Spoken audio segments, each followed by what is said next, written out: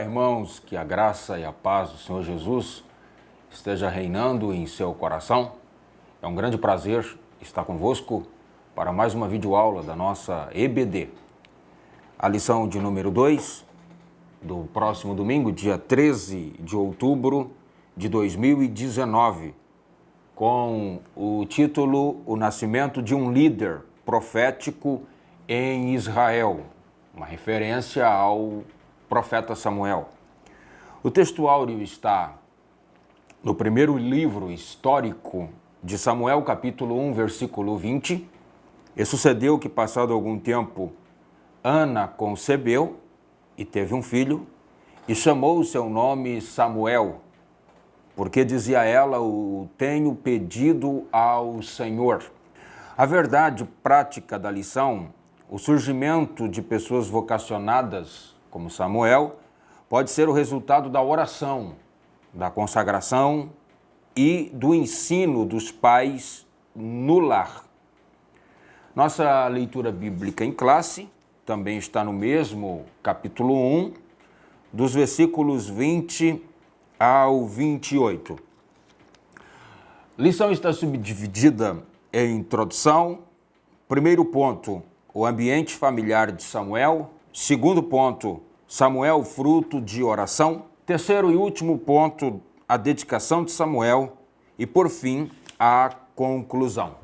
Convido você para, nos próximos minutos, nós estudarmos este assunto tão pertinente dentro do livro histórico de Samuel, com uma aplicação para a vida cristã na atualidade, principalmente ao coração das famílias.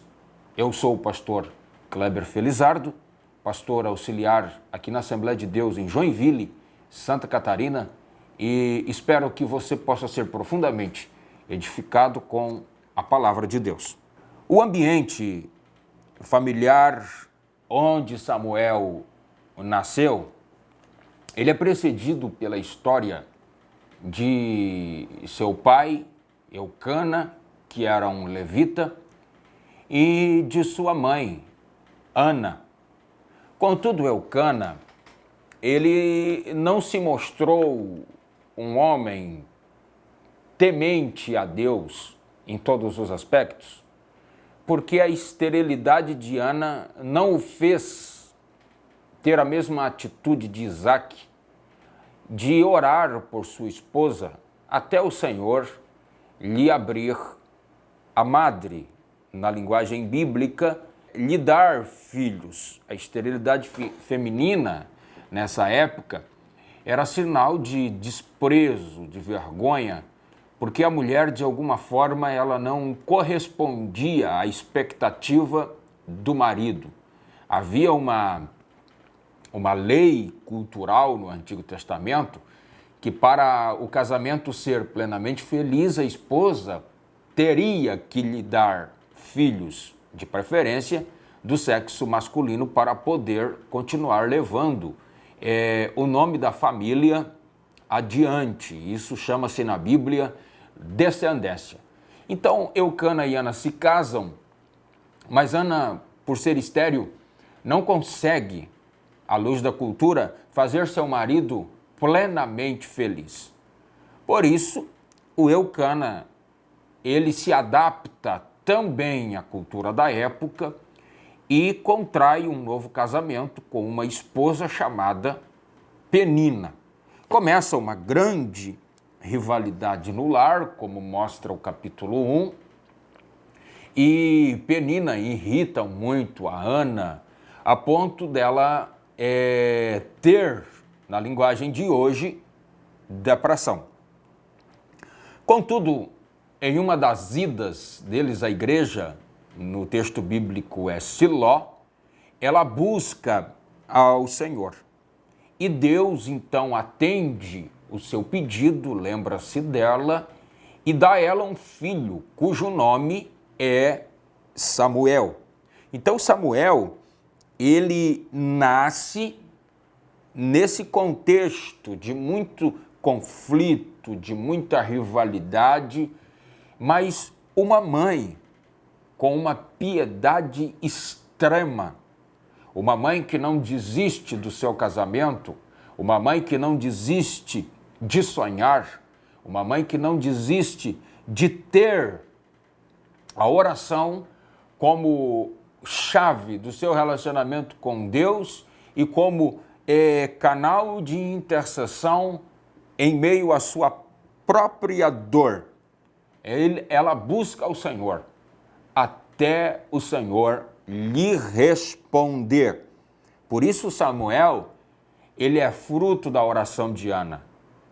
É resultado da sua vida de consagração ao Senhor. E o escritor, ele coloca uma coisa muito interessante no subtópico 3 do ponto 1. Apesar das dificuldades, pais e filhos não devem deixar de ir à casa de Deus, pois ali Deus fala conosco. Foi na casa de Deus que Ana ora, clama, e Deus fala com ela através do sacerdote Eli, dizendo, vai, e que Deus conceda o seu pedido.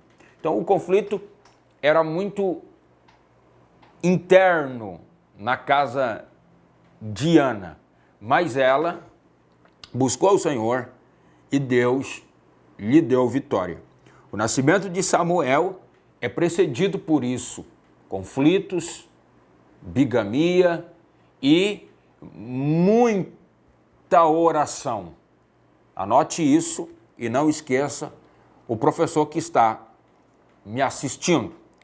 No segundo ponto, vem realçar o que já está no primeiro, e estou lhes falando, que Samuel é fruto de oração. A ambiência naquela casa não era nada legal, porque Penina gerava filhos. À luz da cultura, ela fazia o seu esposo feliz. Ana não dava filhos. E aí tem um atenuante na sua biografia que diz que o Senhor havia lhe impedido de gerar filhos. O Senhor havia lhe cerrado a madre.